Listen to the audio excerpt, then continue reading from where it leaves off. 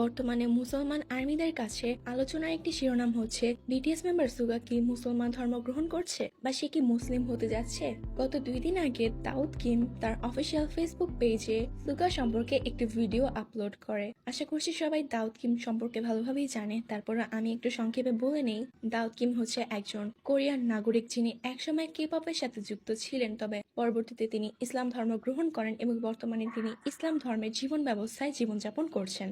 তো দাউদ কিম তার একটি ভিডিওতে সুগাকে নিয়ে কথা বলেন, যেখানে তিনি সুগার একটি ইন্টারভিউ সম্পর্কে বলেন। তার পুরো ভিডিওটা দেখে এটাই বোঝা যায় যে দাউদ কিম বলতে চাচ্ছেন যে সুগা তার একটি ইন্টারভিউতে তার গান তৈরির কথা বলার পাশাপাশি মানসিক বা অন্তরের প্রশান্তি নিয়ে কথা বলছিলেন।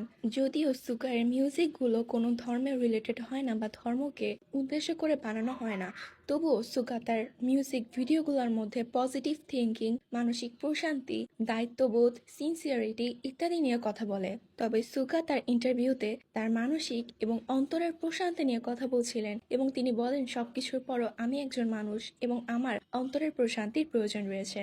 আমি এখনো জানি না যে এটা সুগার কোন ইন্টারভিউর কথা বলেছেন, তবে দাউদ কিম তার ভিডিওতে মূলত এই বিষয়টি বোঝাতে চেয়েছেন এবং সুগার এই অন্তরের প্রশান্তির কথাটা ইসলাম ধর্মের সাথে মিলে যায়, কারণ আমরা সবাই জানি যে একমাত্র ইসলাম ধর্মে অন্তরের প্রশান্তি পাওয়া যায়। মহান আল্লাহকে স্মরণ করা এবং আল্লাহর ইবাদত করার মধ্যে যে অন্তরের প্রশান্তিটা পাওয়া যায় সেটা অন্য কোনো ধর্মেই পাওয়া যায় না।